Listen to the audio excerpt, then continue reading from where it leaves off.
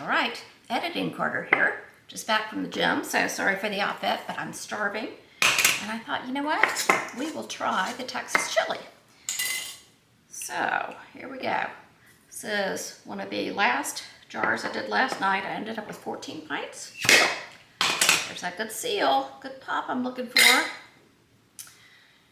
Whoops.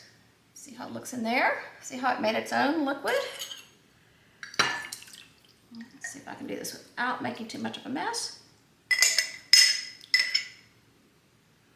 Okay, I did make a mess of my bowl, but there you go. All right, I'm gonna heat it up and we'll give it a taste test. Moment of truth. Let's see how we do. You see here's my chili. Put it in the microwave for a minute. Better. So the meat just breaks apart.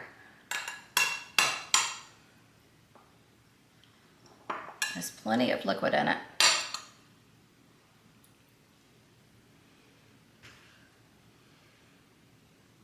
It's very hot.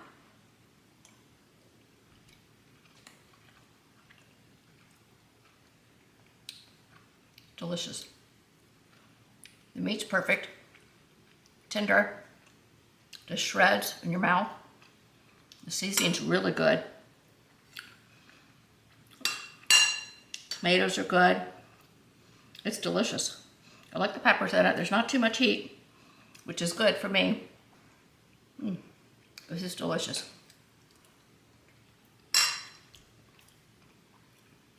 Okay, wonderful. I'm gonna go eat this while I edit so I can get this video out too. We're gonna make some Texas chili today for the pantry shelf. So what is Texas chili? How is it different from your standard chili with ground beef and beans? Well, it doesn't have either ground beef or beans in it. So Texas chili uses chuck roast and there are no beans involved. Welcome to Garden Preserve. I'm glad you're here today and let's get started. I found a recipe very similar to how I would normally make my Texas chili.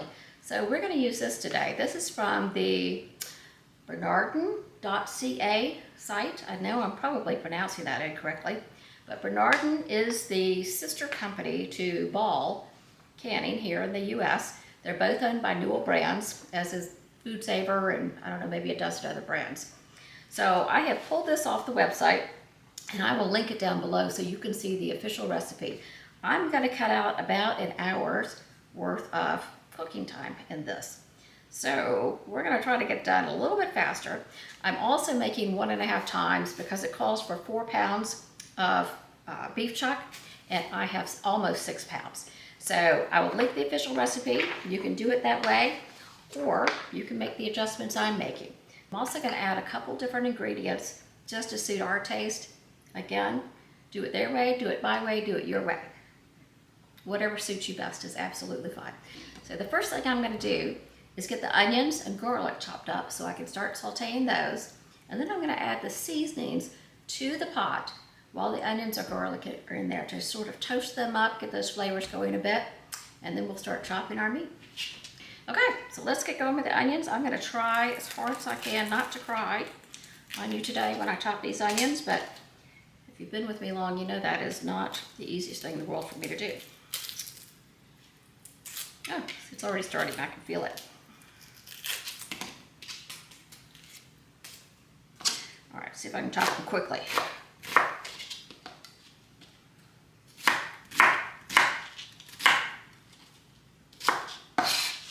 So, because I am doing 1.5 of these recipe, instead of using 3 cups of onions, I'm going to do 4.5 cups of onions. Okay, start piling these in. I lived in Houston for 7 years, and one of my favorite things down there was that I could get chili without beans wherever I went. That and of course the Tex-Mex food was just to die for. All right. I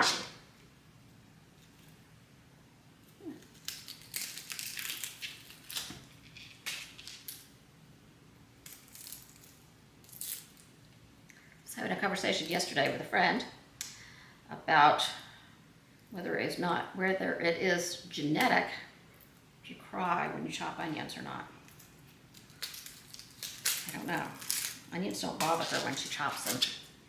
I wish that were the case for me. Now I was watching Chelsea at Little Mountain Ranch, I believe. And she actually wears goggles, swim goggles, to chop her onions. So that made me feel much better. I'm not sure I'm willing to do that on camera, but we'll see. She did. Tell me about your chili recipes. Tell me down below. Do you like beans? Do you not like beans? Do you use ground beef? Do you use chuck? Do you use something else? I don't know what else you might use, but you might. Oh, fine.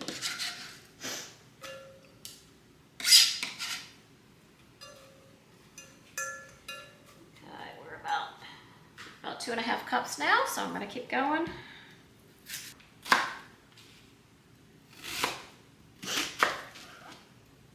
Tell me what other meals in a jar you have on your pantry, or you'd like to have on your pantry.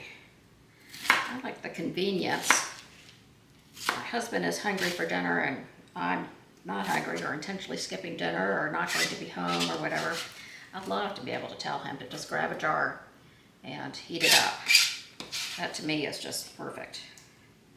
Or I have a last minute thing, I've got to run out, but go grab a jar of brunswick stew or a jar of chili off the shelf and eat a quick lunch.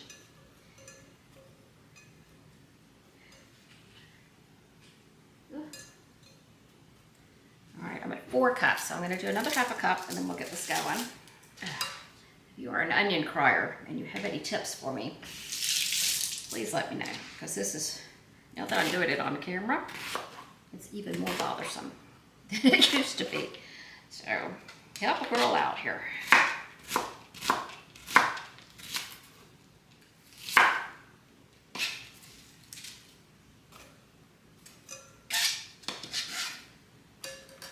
I'm going to do this whole onion.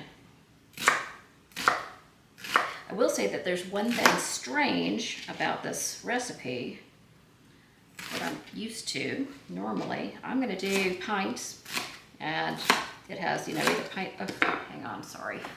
I don't need tears flying down my face here as I'm talking. Sorry about that. Where was I? Oh, so the recipe offers instructions for both pints and quarts. I'm using pints today. However, the time it has for pints, normally I would do, here in the US, 75 minutes for pints, because you base it on the longest time requirement, which would be the meat, and 90 minutes for quarts. However, this says 85 minutes for pints and 90 minutes for quarts. So I'm gonna follow their directions, because I don't understand why that is. Maybe that is Canadian rules, I don't know, but I can pretend to be in Canada today, so we'll see.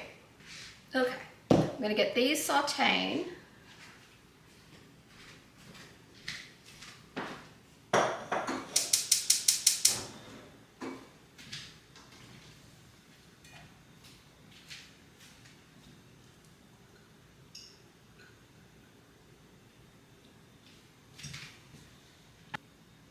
And I'm going to get the garlic chopped up, drop that in the pan with the onions. Let that go for a little bit, sweat those out, and then I'm going to add the spices in there. In the meantime, I'm going to start chopping up my chuck roast. I bought it as beef stew, which is basically chuck roast just cut into large chunks. It says 1-inch pieces is what you want in here. It's kind of break down and shred anyway, but I am going to make these smaller. Okay. All right, I'm gonna get garlic in the pan.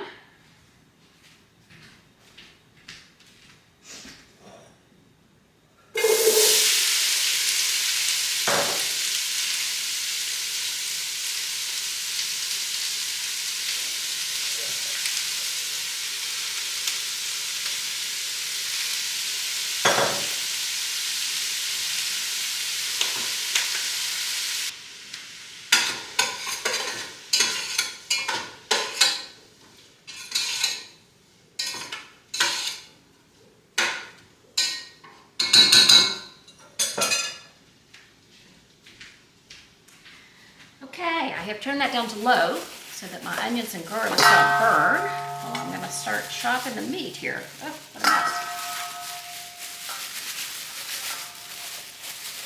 All right, so this, I buy my stew beef at Costco.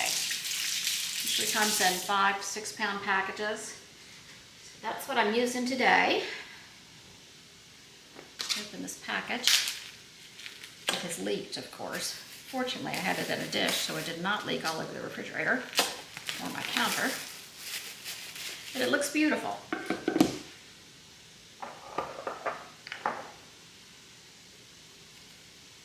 So I'm going to chop this into smaller, kind of bite-sized pieces. About an inch, give or take. And just drop it in the bowl here. The recipe says once you get everything ready, you should cook it for about an hour. Or you should brown the meat and then cook it for about an hour. That to me serves absolutely no purpose. So I'm going to raw pack and save an hour of cooking time. I do this on all of my beef meal prep items. I just mix the spices in before I put them in a jar. That way everything is seasoned properly. It doesn't take me any time. The beef can still come out shredded, but it'll be a little chunkier at first glance than it would if we were just doing plain raw packed beef. So that I like. I'll show you a picture of it at the end. It'll be beautiful.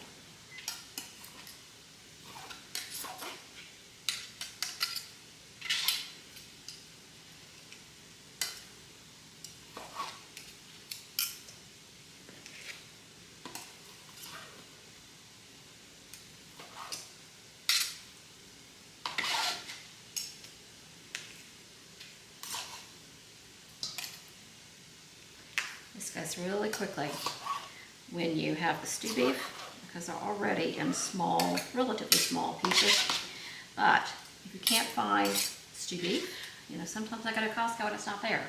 So wherever you may be going, if you don't find it, a chuck roast is absolutely fine. It is essentially the same thing.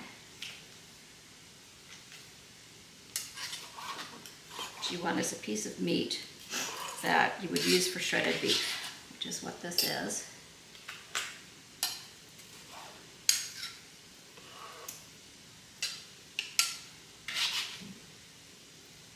If you're in another country, they might have different names for it, but so you tell your butcher what you want is to make some shredded beef, long cooking shredded beef, okay? And they should be able to help you, I would think. All right, I'm gonna finish getting the beef cut up, and then I'm gonna bring you back over the stove and we'll take a look at the spices as we add them, and you can see how we toast them just for a few minutes, and then we'll add all the other ingredients and get going. All right, the onions and garlic are looking good, almost completely translucent. So let's get the spices in. This will be the first time you see me veer off course in this recipe today. I said the recipe calls for 5 tablespoons of chili powder. My chili powder is really spicy, so I'm gonna do something a little bit different and do about half chili powder, half chipotle chili powder, and then throw in a little smoked paprika on the side.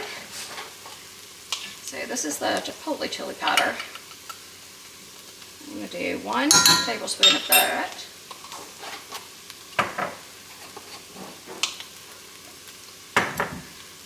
3 tablespoons. 1, 2,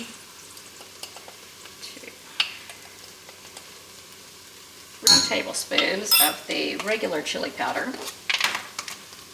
I don't know why it's so hot. I get it at the farmer's market and it is fire. 2 tablespoons of smoked paprika.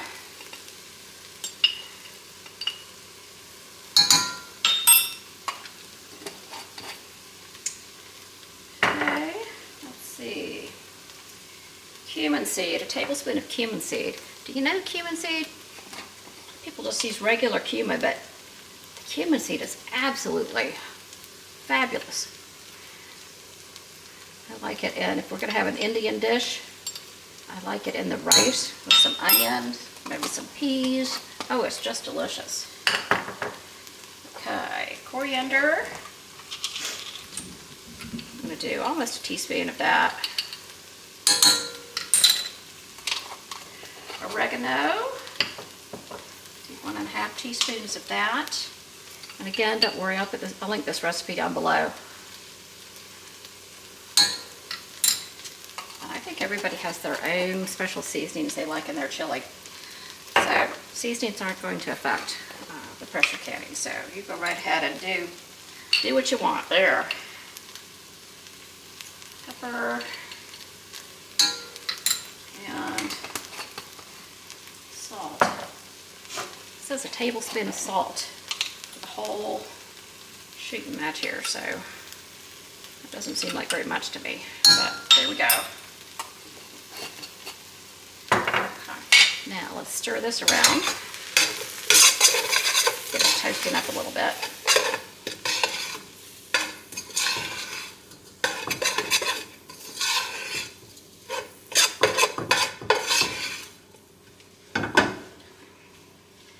Go on low for just a minute. All right, now my seasonings have blended in with the onions and it smells incredible. I'm gonna get these straight into the beef that I have cut.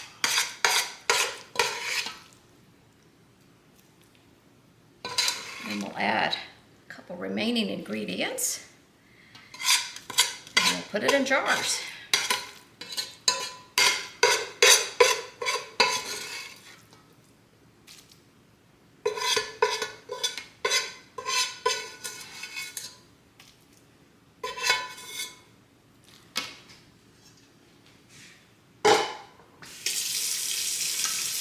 Okay, so even though this is hot, what I just put in here, it's going to cool off by the time we get ready to put it in jars. So I have my canner, it's just going to have room temperature water in it. My jars are room temperature. If we were going to cook this like the official directions, we would have our jars heated up and our canner heated up because we would be putting hot food into them.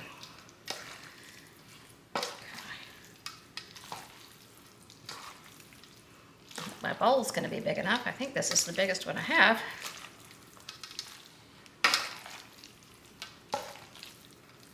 All right, let's get the tomatoes in there.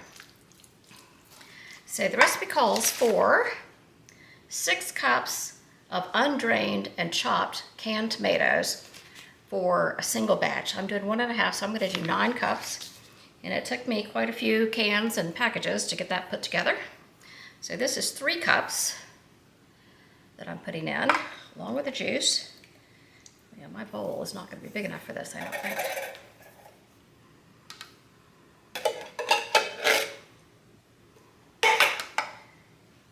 And onto this one. Each of these will be, let's see, 2.5 cups, 3 cups, 3 cups. Okay. So then that's not right. Let me try this again. 6, half a cup. So that's 3 cups. Oh, this is 3 servings. I see. Okay. So 3.5 servings. So let's call that 1.5 cups. All right. And another. I'm going to overflow my bowl here. Another 1.5 cups.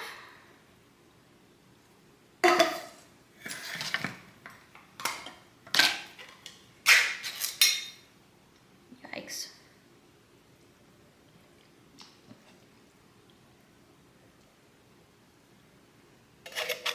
These are the Kirkland brand diced tomatoes. I'm generally very impressed with them. I don't see a lot of cores in there or a lot of unripe bits. Okay, here's the last one. I really had to scrounge through my pantry to find enough. I think I'm going to try to mix this up a little bit first. I'm going to overflow my bowl.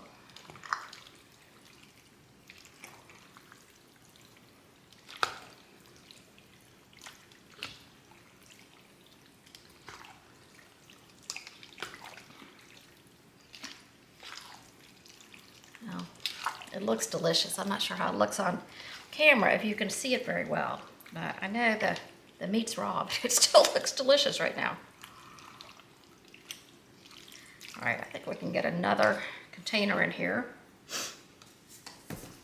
I'm gonna need some scissors to get this one open.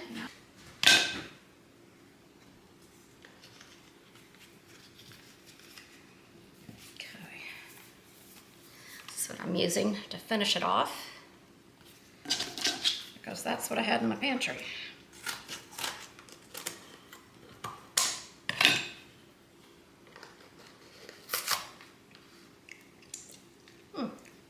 This is kind of more sauce. It says finely chopped tomatoes, but it's pretty saucy looking, so we'll see. I'm sure it will still be delicious.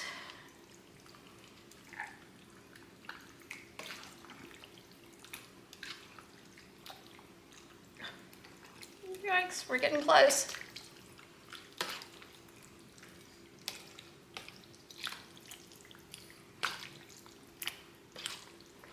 I might have more than my 9 jars here.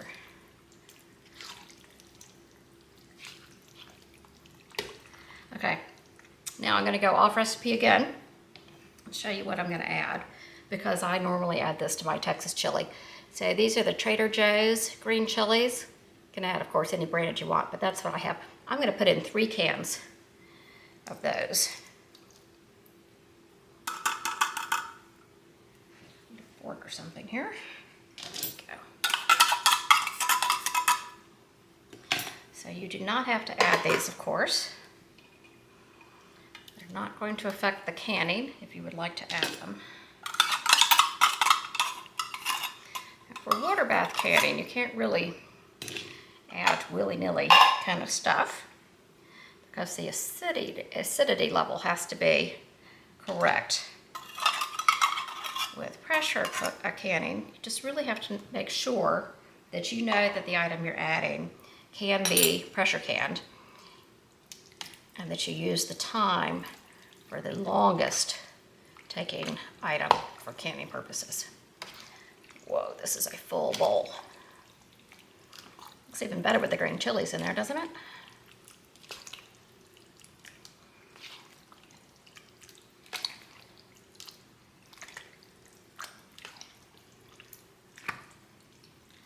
Yikes. All right, let's start getting this in jars, because I may overflow here. I have room in my canner for 10 pints, which would be great, but I'm happy to run a second load on this if I have that much. We'll see. So my jars are clean. They have been run through the dishwasher.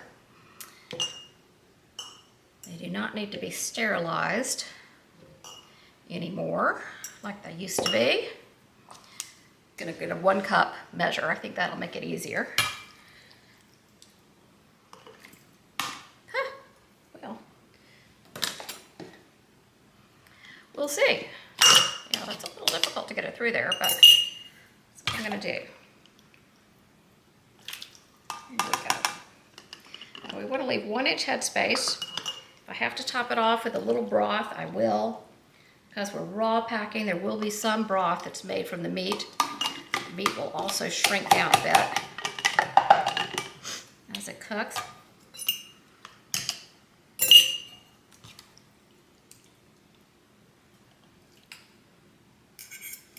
I want you to see what this looks like.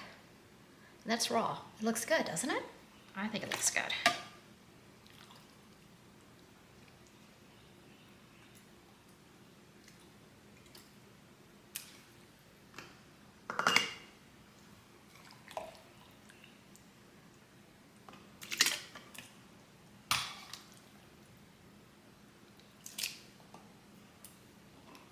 Oops.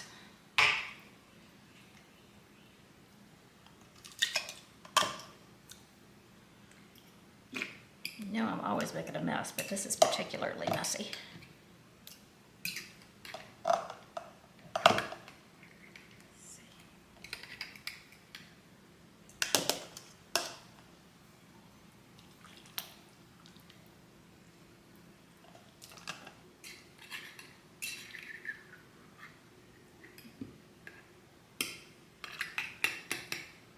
I'm not going to add any broth because the liquid from the tomatoes is doing a great job.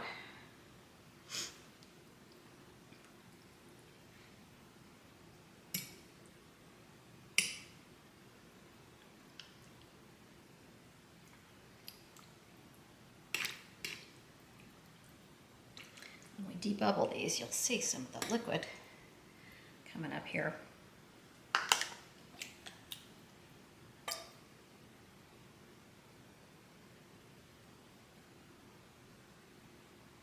Now I do find, I'm just going to warn you ahead of time, that sometimes when I can raw pack with everything already mixed in here and add a little liquid, I end up with some siphoning. So I'm not going to add any liquid today. I think I'm going to be just perfect.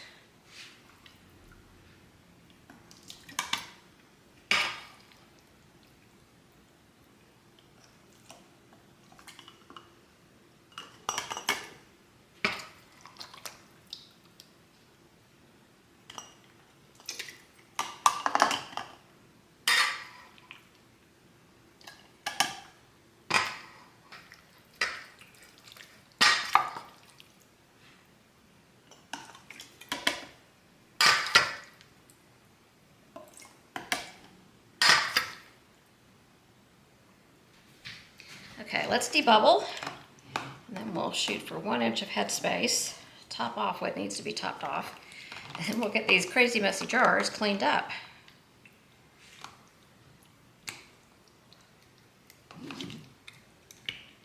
This smells so good. I'm very excited. It looks like I'm going to have probably another 4 or 5 jars in here. I don't know how it ended up being so much more, but it did. You saw what I did.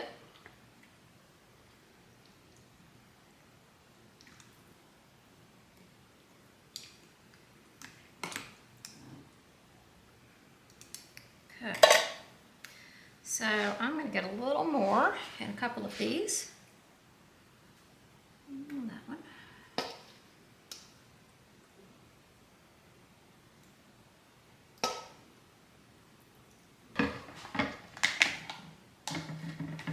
I just have some plain white vinegar and a paper towel. It may take 2 or 3 paper towels, but we'll get it done.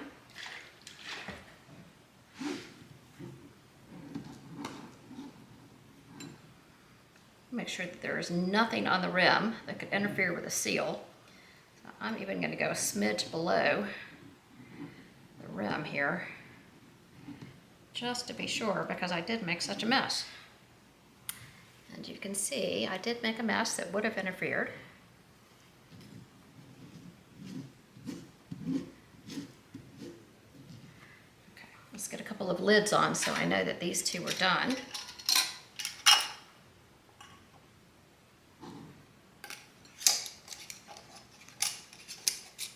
These are new lids, reused rings, but you know, if you're a canner, you know you have a million of those.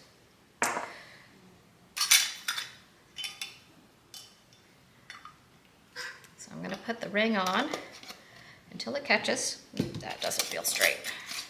Until it catches, and then slightly turn farther. And that is even. I had one the other day that I did not do properly. This one's not.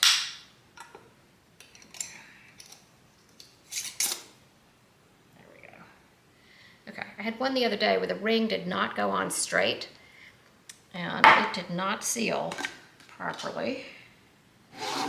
I knew exactly what was my problem because I kind of felt like it wasn't exactly right when I did it, and I got distracted by something. So, my own fault.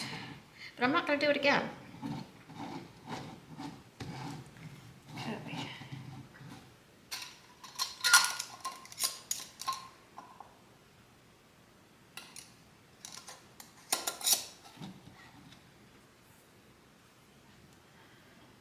Not really much to look at yet on these, but I suppose you can see a little bit that's going on in there.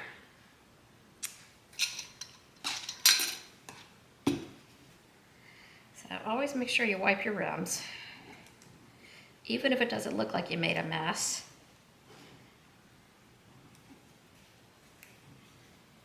In my case, I always know I made a mess. I always wipe them. Okay.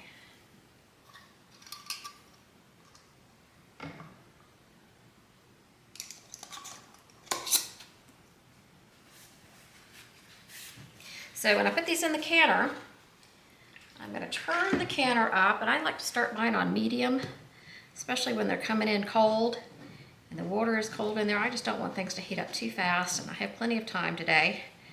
So I'm going to put it on medium, let it come up to temperature, then I'm going to let it blow steam for 10 minutes. So I'm actually going to set a timer for that and let it blow for 10 minutes. I want it completely blown out before I put the weight on there, okay? And we're going to use, my elevation is below 1,000 feet, so I use 10 pounds of pressure in my canner. I have the All-American canner. So if you have a dial gauge, it would be 11 pounds of pressure below 1,000 feet. If you're above 1,000 feet, there are specific numbers that you should look up for a dial gauge. But with a pressure gauge, you would go to 15 on your weight. My goodness. So then you would look for 15 pounds of pressure. Also in your little gauge, although we let the weight guide us, not the gauge, in a weighted gauge canner. And as the recipe states, I'm going to go for 85 minutes. I would normally do 75, but I'm going to follow those directions. You know, I'm not afraid to go off the directions for things that make sense, but because I don't know why they said 85 minutes, I'm going to do it. So you be the judge of that. And maybe it is different in Canada. Maybe they have different criteria, different suggestions. What would you call that? Their USDA is slightly different, but we'll see. If anybody knows, let me know. Meanwhile, I'm doing these for 85 minutes. Okay. I am so excited for this. I'm thrilled I'm going to have more than I was expecting. Gosh, what a mess. Okay, let's get these lids on.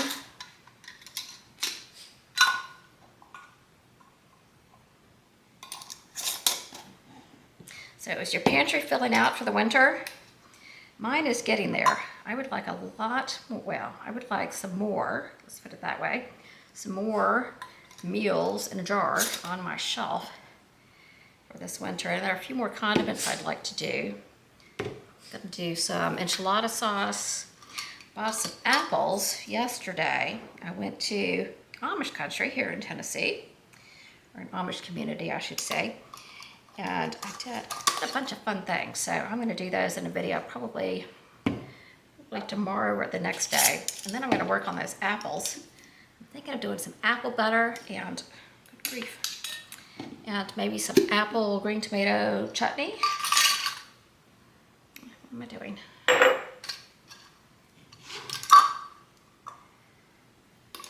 So I think both of those sound like fun, and I should have plenty of apples to do both.